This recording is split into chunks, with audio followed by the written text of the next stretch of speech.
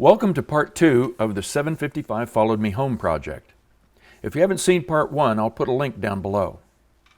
In this episode, I expect to learn why we have low compression pressures and at the same time illustrate how these tractors come apart and how to fix them. So this is what I've decided. Whether the 755 will be salvaged or restored, it must come apart. Removal of the head and engine requires gaining access, and the John Deere technical manual beginning on page 20-1 will be used as a guide. In part 1, we conducted a walk-around of the 1988 John Deere 755 and found low compression in all 3 cylinders. For the record, I also goofed by leaving out an important detail about those tests. On the first test, an amount of water sprayed out of cylinder 2 and made droplets seen here on the head. More droplets can be seen on injection lines as the test moved on to cylinder 2. The spray was accompanied by a faint whiff of ether and a large dose of embarrassment. Moving on. To accomplish the test, the battery, firewall panel, glow plugs, and valve cover had to be removed. From now on, anything that's done or removed will destroy the archaeological record and must be recorded first. Let me explain. As an industrial archaeologist, I'm in the habit of asking the who, what, when, where, why, and how questions. Things like, why does this tractor have Carlisle front tires showing similar wear to the 9.5 by 16 Goodyears on the back? Is this the second set of tires, suggesting the tractor has more hours than the meter shows? How about the remote hydraulic lever linkage? It seems to have more play from raising and lowering the bucket. Was it used more for spreading than tipping? Applying this concept to the current project, we've recorded and observed evidence that refers to the engine no-start condition. If the compression had been good, we'd troubleshoot first, but in this case, we need to turn our attention to what's going on inside and troubleshoot the systems later. There's a reason or reasons this thing won't start. Let's find out why. Well, it's time to start this slog. In order to get the head off or the engine out, we have to get access, and that's going to mean taking this sheet metal, the battery tray, and also the hood and radiator support, because we've got the fan shroud in here, and the radiator's either got to move forward or it has to come out. So, I think it's time to get started. The first thing I want to do is decide how to take this hood off. I've been in here before, and these studs can come out of the plastic, so I would rather move on down to maybe taking the hinges apart. And as I look at it, it may be easier just take these bolts out and the bolts that are holding the bottom of the radiator support and just pull that out as an assembly.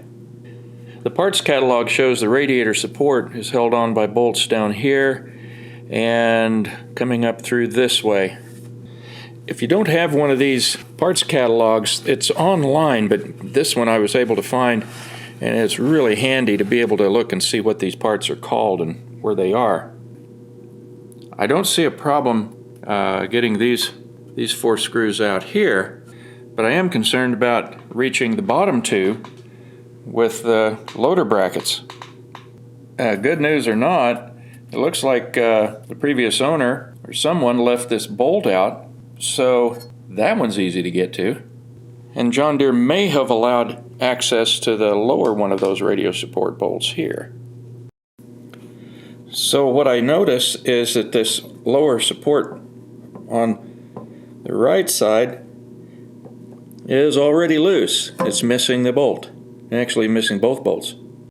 The lower bolt on the left side also appears to be missing, and the one on the top is easy to get to. Okay, we begin by taking a 13 millimeter open end, see if we can break her loose. Turning. Good news is there's some oil mist, or somehow it's been in there, so that is not finger loose yet, but we'll get it out. Get the air cleaner tube out, just pinch it and work it out of the bracket. At least that's the way it's supposed to work. Since that wasn't coming out so easy at the moment, we'll take the air tube loose and remove the air cleaner assembly separately so we don't have it to fight. Now I suppose I could keep wrestling with this thing, but maybe if it'll come out with this radiator support, we'll just leave it there for now and deal with it later. The support is held to this plate here with some 10mm cap screws, and you have to have both wrenches ready. This won't fit, the socket won't fit here, so you're going to have to use your open end. Get that one knocked loose.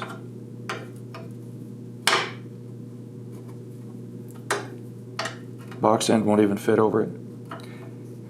An impact driver wouldn't have helped me out here any. So we can use our 10mm socket and ratchet to get this out. The reason I'm not using a impact driver, I don't have one. Back to this guy, I think that's what they call an interference fit. It just takes time.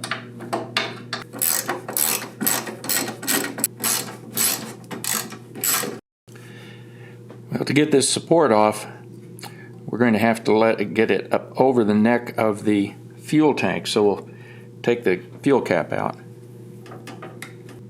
The surprises keep coming. We'll set this aside and see what this is later.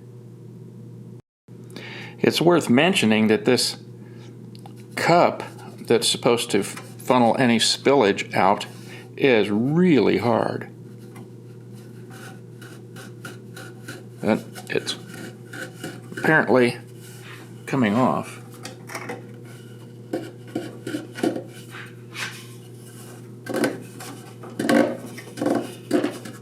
Tell you what we'll do. I'm going to put a little WD-40 around it. See if that will help it slide. Yeah, there's the drain hole. I think I can catch some of this stuff. I'd rather not have to do a whole tank clean, but that's probably going to be in order. Alright, that came off. And the necessary clamp, that will hold that on. So the only thing left to do is to pull that wire connector out.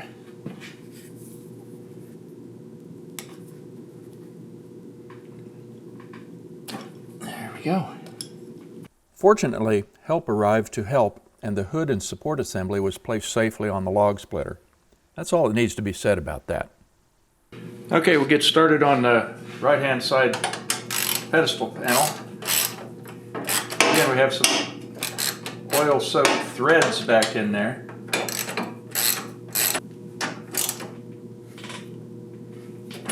Okay, good.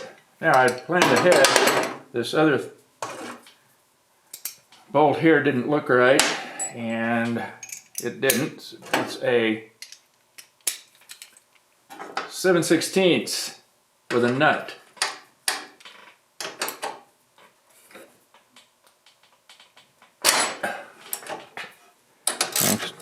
There we go. Now, if you've never removed one of these or any of these side panels before, there can be a surprise. Now, I might have experience with the 855s and 955s, but not with the 755. We'll see. In the past, this panel has a flange at the bottom that sets over a pin on the frame, and you can't get it moved out far enough because of these side panels. Let's see if this will come out. Ah, it did. There's that thing I'm talking about. The battery tray has another bolt here holding it down to this shield. It looks like it has plenty of oil soaking back in there, but I'm going to put a little WD-40 on it just to help get it out of there. I think it's going to twist off. Let's go back the other way.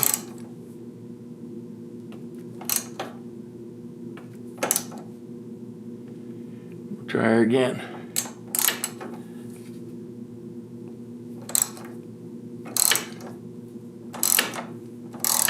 I think it's turning. What do you know? Well, that was luck. There's another one back underneath the battery tray. We may not be able to see it with me getting in the way.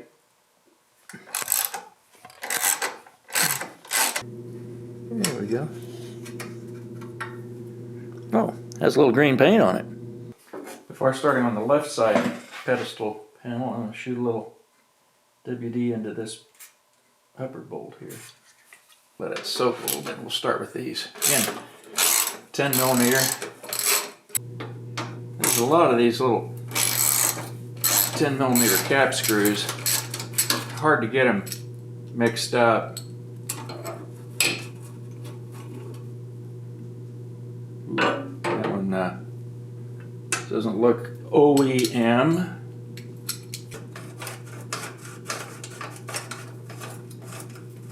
Oh, that's why. Okay, it's always the last one, isn't it? Well, luckily I have this little pipe wrench. And hey, it's turning. Now it's gotten easier. Having the right tool for the job. See if this panel will come out. Yes it did. Excellent.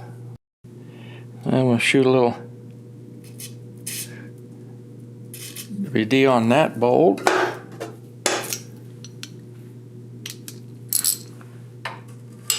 It'll come out.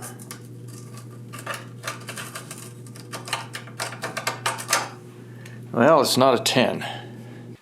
It was everybody's favorite 9 millimeter.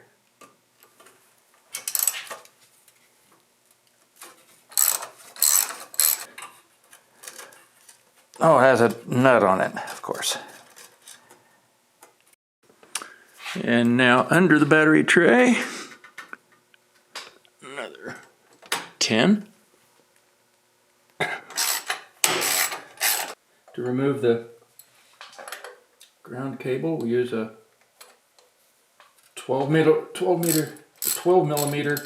wrench on the bolt and a 13 on the nut.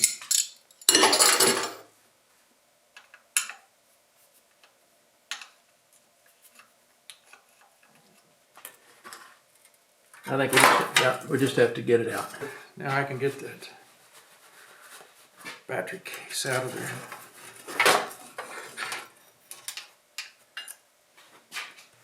The next thing to come out is the heat shield, and there's a little bolt down in here. Now on the right side,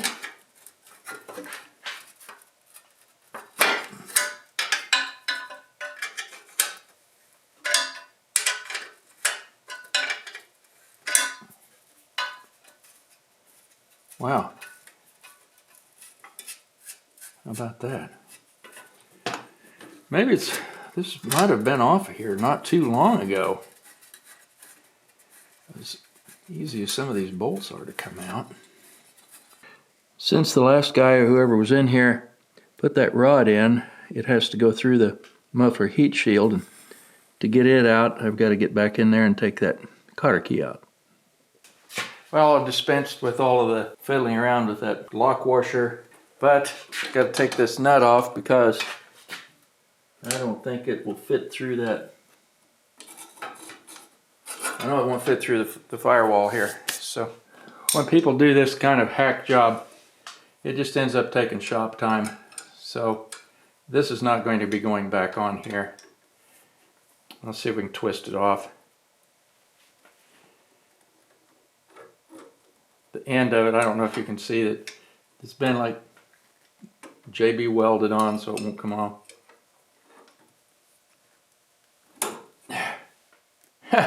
It came off. There. Gone.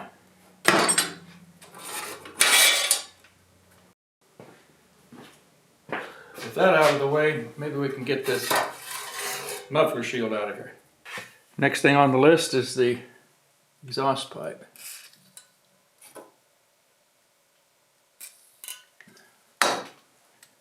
$13mm.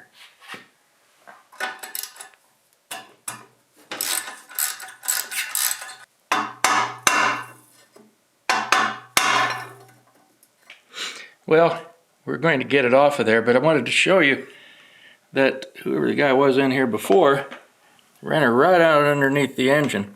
It's supposed to come out here out the side, but we've got to get it off of there because we can't get the muffler out with it in that configuration. Well, after beating the heck out of it with a hammer and chisel, got it better ready for it to come off.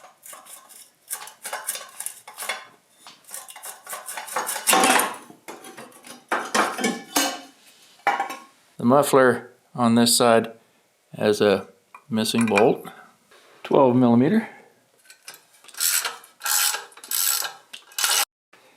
I don't mind telling you, I've been a little concerned about what to do taking this muffler off. We've got 4 nuts here, where we've got these manifold bolts. I think what I'm going to do is see if I can crack any of these. If they happen to come loose, like some of these others have, then I can take that off. Otherwise, I'll pull the manifold and try to take the manifold in the muffler, and hopefully it'll clear back in there. So let's see what happens.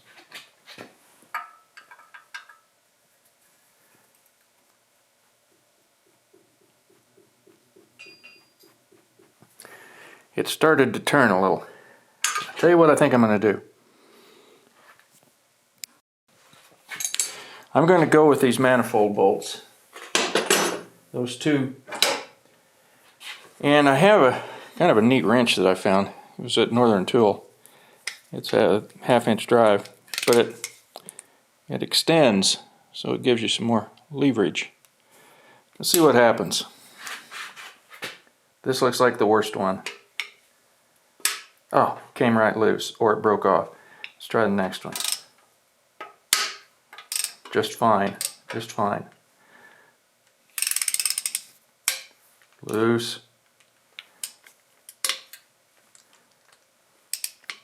Oh, okay. Since I was focusing on the rusty manifold bolts, I didn't realize the bracket welded to the muffler was wrapping around the head on the other side of the motor. I don't know if PB Blaster is snake oil or not, but it sure smells bad. I'll put some on there and see if it'll do any good. Alright, we'll let that work a while.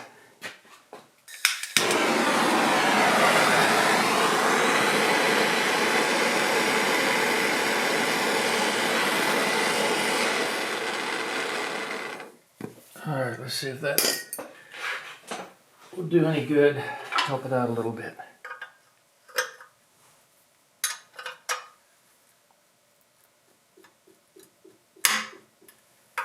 There's one of them.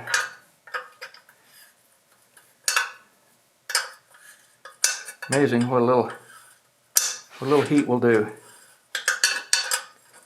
Okay, well, you get the idea. So I'll continue with the rest of them.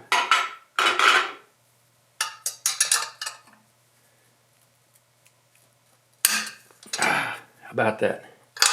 Now, I don't know, did the heat do it or did the PB Blaster do it? Doesn't really matter. The combination of the two, and we're going to be able to get that muffler off the manifold. Excellent. Stuff like this having been a little hard to come apart. Ha!